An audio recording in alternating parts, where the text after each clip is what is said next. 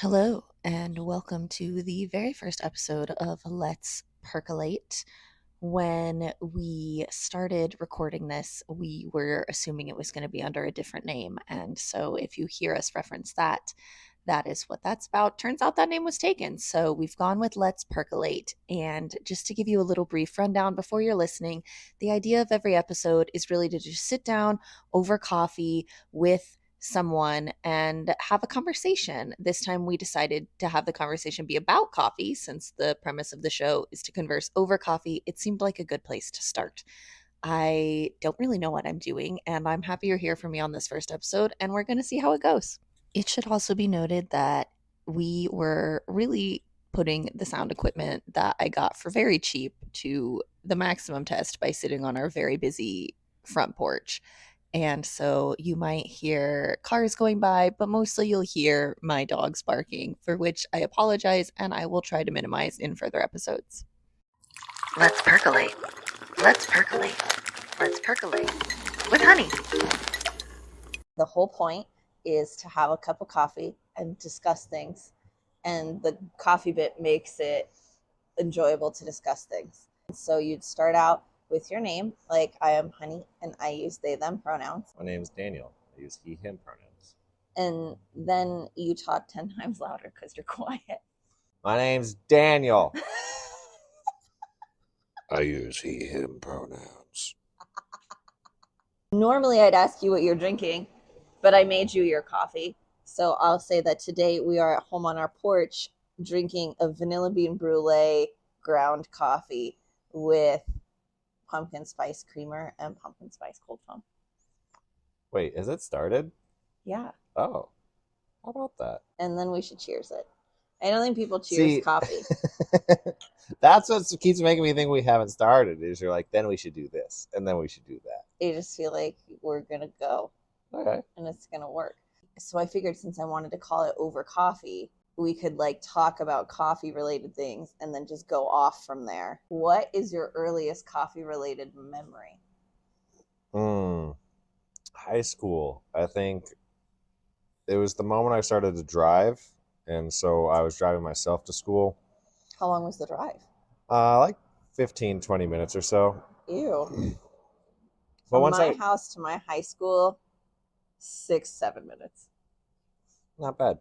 It was the moment I started to wake up earlier to like do my own things. This was the time I would wake up before school and I'd play Destiny. I would like do the dailies. Before school? Yeah. How early does that have you waking 6. up? Ew. Yeah. Knowing you now, that astonishes me. Waking up early by choice is wild. But to play video games. What time did school start? 8? 8, yeah. 8. So that's when I started to drive. I would stop by the Circle K, like a block from my school, and I hated coffee, but I liked theirs because I could put as much cream and sugar in it as I wanted. And so I liked having a little bit of coffee with my cream and sugar. And that was how I slowly, what's the term, like Stockholm Syndrome myself into liking coffee. How old would you say you were? Like, what age is this high school student, Daniel? 17, 18. I don't think I had gas station coffee for the first time until I was in my 20s. Because Why? It scared me. I thought it would taste bad, and I didn't go into gas station stores. Whoa. Okay, as like a small femme, a gas station store can be really terrifying. That's fair. There's some gas stations here that I walk in and I'm I think a little scared. I think every town has at least one gas station that's that gas station. There's this one that I told you I drove by when I saw it being stuck up, and I'm like, I'm just never gonna stop there. Okay, yes, okay, that's what I'm saying. Like in Yelm, none of them were really that sketchy, but there was one from the Yelm to Olympia Drive that everyone knew you didn't stop at. And it was just like, and whether or not that was like ludicrously biased just because there was like a larger population of houseless people there. Like, I don't know if it was really founded, but I do know the one time my gas light came on that I had to stop there. on my way from college to home to like do my laundry, but it was like pitch black outside. I did get yelled at by some guy. I grew up watching my parents drink coffee nonstop. I don't know if that was like a parent thing, a like of the time thing, a Washington thing, or an all of the above thing. And so it was very normalized. But I remember tasting it when I was younger and thinking it was disgusting. Oh, of course, Like because it is. so, but my parents weren't like drinking it black. Like my mom was always like cream and sugar, and that was, to my knowledge, before they had all the like really fun flavors of coffee. Was your family a Folgers family? Folgers? Folgers? No, Folgers was like cheap and shitty. I think I My remember family was a Folgers family. Whoops. We were a cheap and shitty family. I remember the commercials for Folgers made it look so good.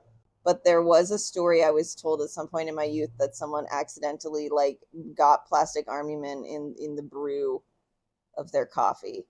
Because this was like, I mean, at least in my family, no one was like looking at fancy brewing techniques. So this was like everyone just had to like pour the water in, put the grounds in your thing, hit the on button, you know. There was no French press, there was no pour over, whatever the fuck else people do. You grew up in Yelm. That explains enough. Oh, like your family was doing pour over. I never said it did. I grew up in the mountains. The mountains. There's not mountains. I grew up in mountains. I will call Mount Lemon a mountain now. Listen, that's fine. Where you grew up was a hill. We're hill folk. Hill.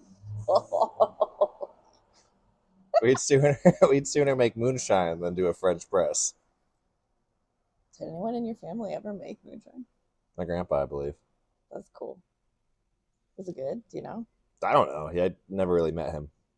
I only had real moonshine once. My friend in college, her boyfriend, they were from Eastern Washington, which is the like known as like the hick redneck Republican side of Washington. He went home for like the holidays or something one year and came back with like, it was so cliche, like mason jars of his family's apple pie moonshine.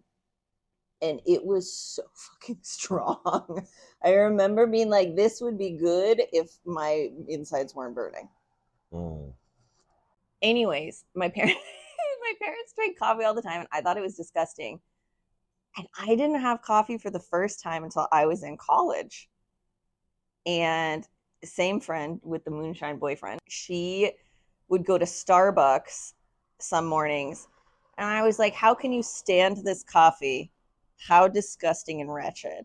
She was like, no, I'll teach you the good way. It'll be really sweet. And the class that we had at this point that we were taking together was an archaeology class. And like one day a week, instead of meeting on campus at Evergreen, we would go to a different location.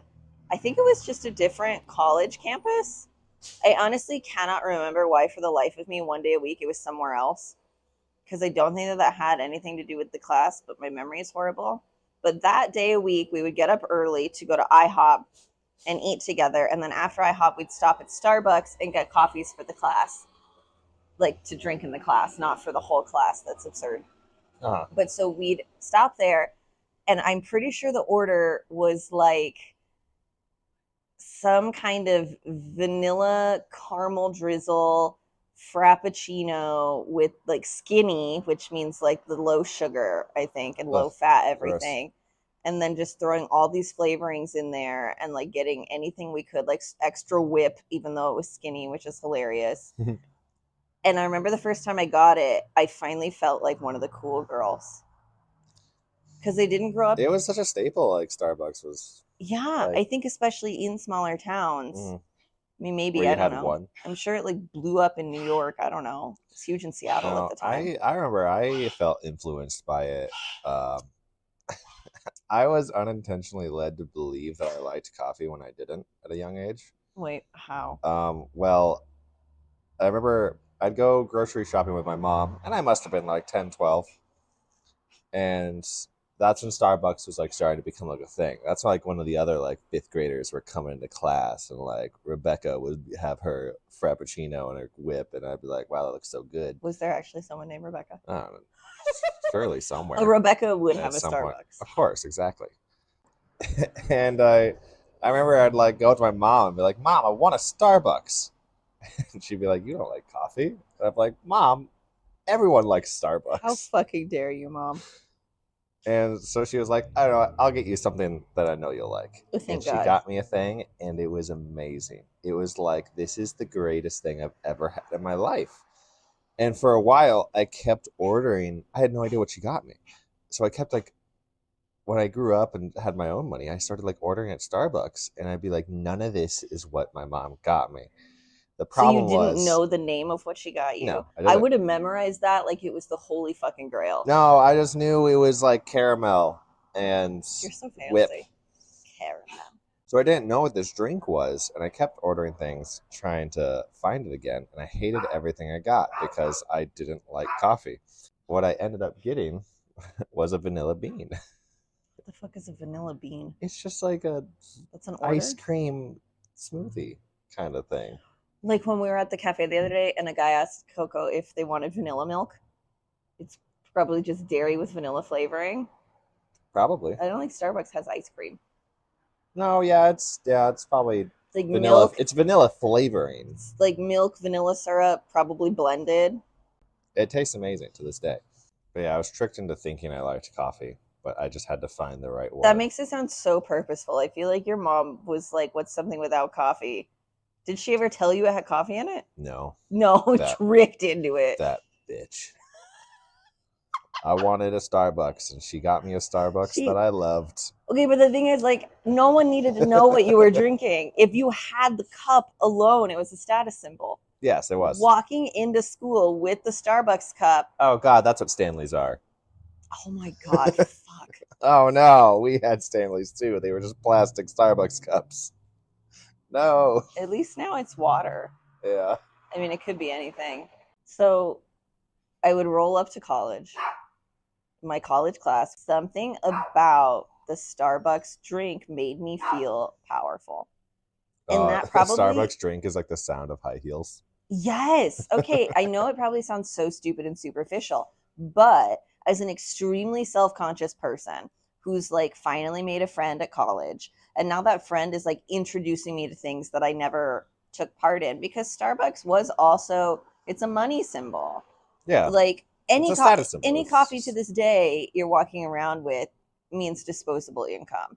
And even though it's become like way more normalized, I think now, like especially the younger you were, if you, like you said, like when you were in high school, if kids came in with Starbucks, it's a status symbol in that it means your parents had disposable income to give you Mm-hmm. to buy a coffee and show up to class. And it also meant they were okay with you buying a coffee, which on its own was like cool, right? Mm-hmm. Especially if it was actually coffee. I But don't see that being necessary.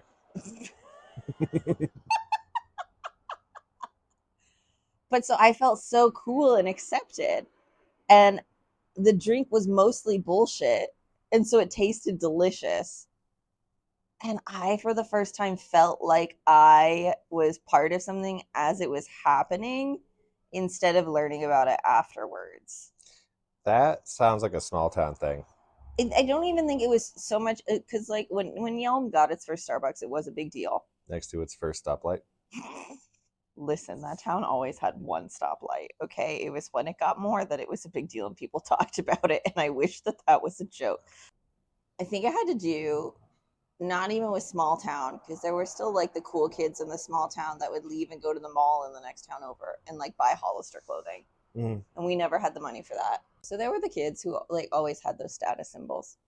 I think it more so, like, the finally feeling part of something came from, like, growing up so, like, religious. And so, like, music, what music I listened to was a big thing and was, like, controlled. Uh-huh. And, you know, other forms of media, whatever, etc. And so I think just being able to, like, make that choice myself and feel like a part of it was, like, very eye-opening. I don't know. I'm figuring it out as I'm talking.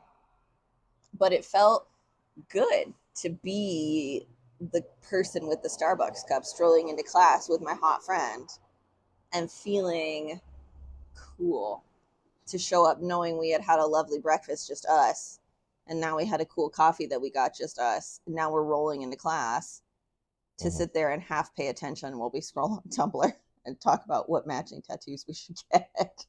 It was like an eye-opening time in my life. And I felt cool because I was finally drinking coffee. And that's what cool people did in Washington. They drank coffee. Yeah, that's why I'm surprised it took you so long to like get into it. I hated how it tasted. And yeah, and without going to a coffee shop, I didn't know you could make it bullshitty. I thought your option was black or cream and sugar. I mean, for the majority of coffee's life, I feel like that is the case. I feel like that's such a recent discovery to make it so bullshitty. So we've done first coffee memories. What was our last coffee? No. What was like your favorite coffee? If you had to pick just any coffee of like supreme note. I always loved the chai latte. It's not even a coffee. No, it's a latte. You get it at like a coffee shop though. Like there's not really like a tea house where you're getting a chai latte. What makes it good for you? Well, I'd have to say just the memories and the history behind chai. The fucking flavor, I don't know. It tastes good. Be likey. Yes, but like, do you like there's like Starbucks has a horrible chai latte, right? Oh, It's that's really the one I'm thinking sweet of. and milky. Ew, really? Yeah. Well, I got weirdly into Starbucks, and that's what I knew because I had very, very little money in college. But for the first 2 years, I had a meal plan with too many tokens. And so I would just... For you, that astonishes me. I feel like you would just eat all the food. No, with my ADHD meds, I ate very little. It was concerning. But no, I like the end of the week, each week, I would just like invite all my friends down and just buy like 6 Starbucks with my tokens. That's cute. Yeah. Wait. I'm so sorry. I am going to interrupt you. Was Starbucks like a cute date spot at any point in your life? It was like the only cute date spot on NEU. But it was like all the students just had like these meal tokens. And so like we couldn't afford to go off campus. Like the real like, okay, this is like an anniversary. You went out to like sushi. To like you went out to an actual restaurant. But I went out to restaurants all the time when I was in college. Yeah, I went out to restaurants all the time, like my last couple of years, because I was working a lot more because I was taking less school. Yeah. No, the first years I wasn't working at all, so I had just zero expendable cash. Oh, you probably had like expensive textbooks. No, I downloaded PDFs for them all. Oh. Because like I would get the loans, you know, and then you get like the certain amount of loan overflow money. Yeah, I never had that. Oh. But you get like a chunk back that they expect you to spend on books and shit. And I went to Evergreen, so there was never really that. So I would just have like I had like a chunk of cash. And so I would just go out to eat and buy my friends food all the time. I think at most I had like maybe I'd start a semester with like a couple, like $200 or so. Whoa. And then I would just have that for like the semester. That's terrifyingly low. Yeah, so I like never used it. Fair. And I just used my meal tokens for everything. Valid. I had a roof that was paid for, and I had food that was already paid for. I remember in high school, it was like a thing, but like specifically of the preppy kids, that you'd go on a date to Starbucks. Whoa. Like that would I never got asked to Starbucks. Oh man, that explains so much.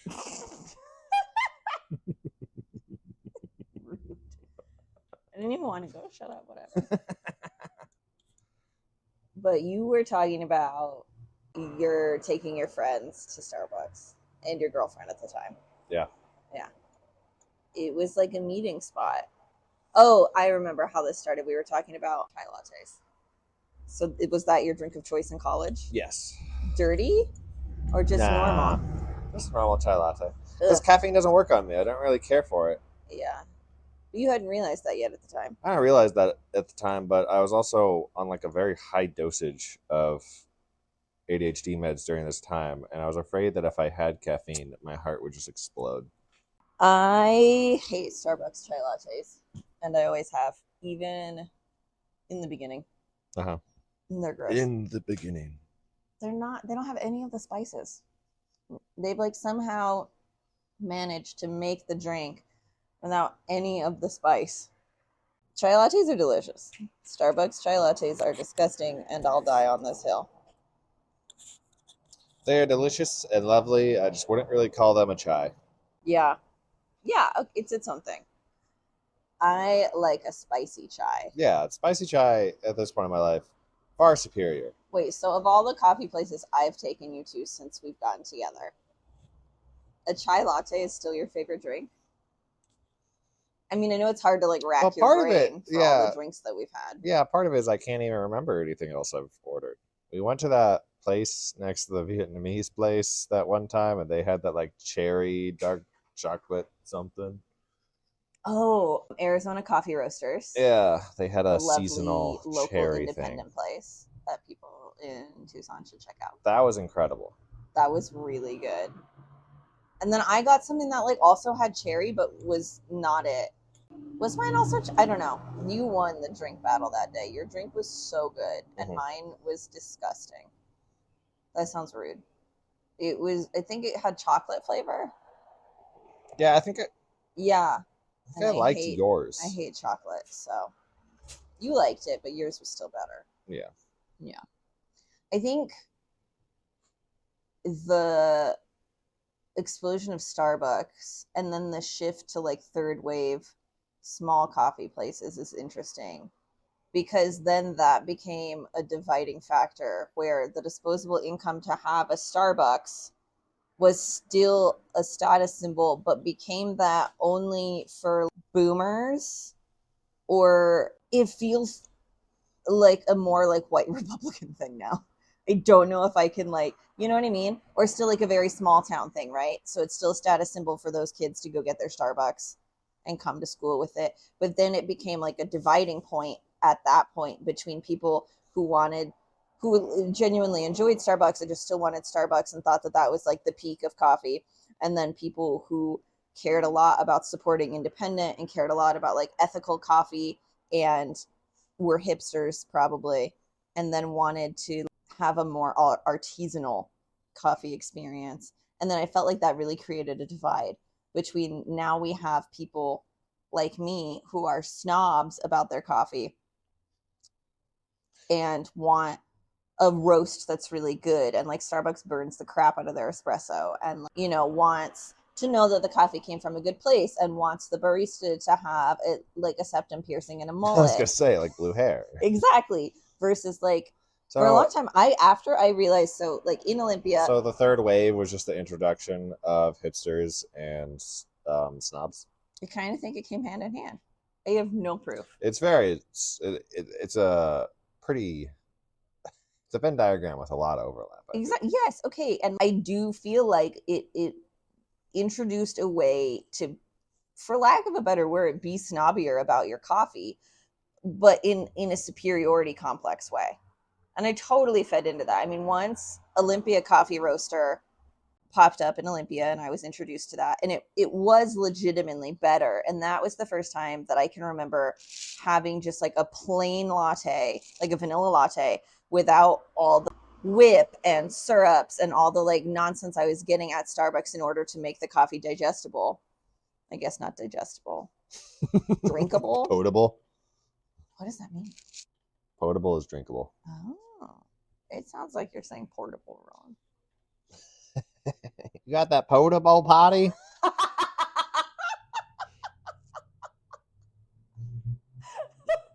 was gonna cut it, but now it has to stay in. That's so good. But no, it was the first time I experienced a coffee drink that was just good on the merit of being done well versus on the merit of how much other stuff I can put in it in order to like the way it tastes. And then I became that snob and I fully loved it. I thought I was so clever. I started calling Starbucks Swillbucks, which I invented myself and I felt very funny about, even though it's not that funny. I think we called it Snobs Bucks. You did?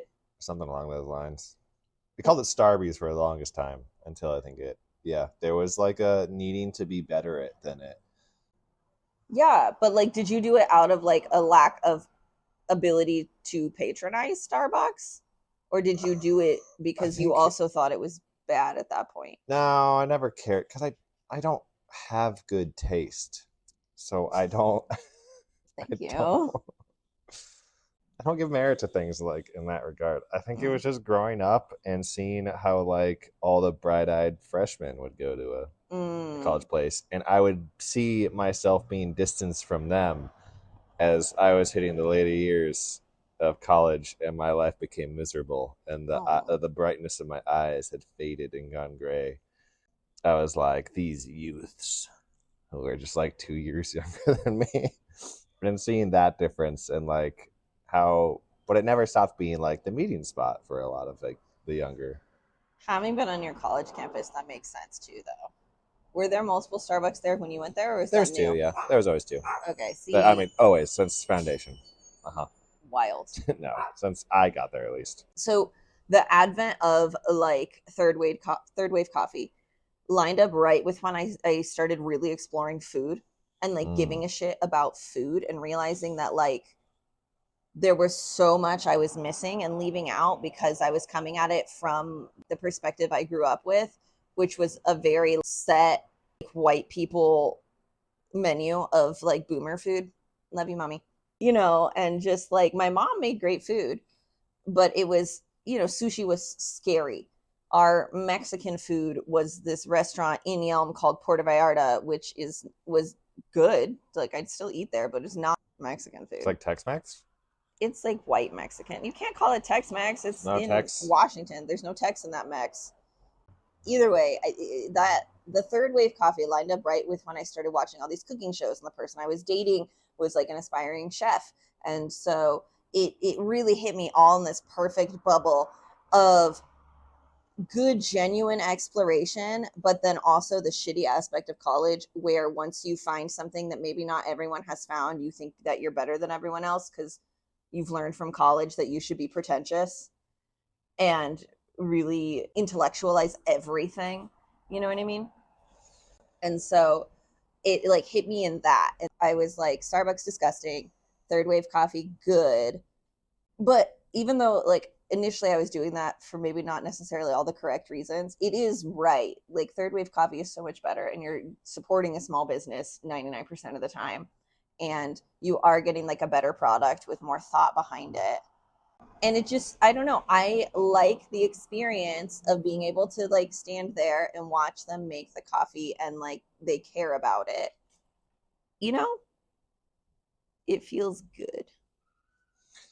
Yeah, anytime where you're like ordering and you're talking to like the owner of a place, like you can see passion and like drive behind this human being who's like putting work into this thing to bring you this product versus just, you know, someone who's just needs to get by and just working a random shit job Yeah, and that there's they nothing wrong probably with hate, that. and they hate you for being there. And Yeah, no, exactly, and there's nothing wrong with working those jobs, no, obviously, because I still go to Starbucks and Dutch Bros when I want something that's sugary ridiculous bullshit, like that pecan crunch thing we had is good because the flavors are sweet and ridiculous and they put those crispy those crispy crunchities on bits, top.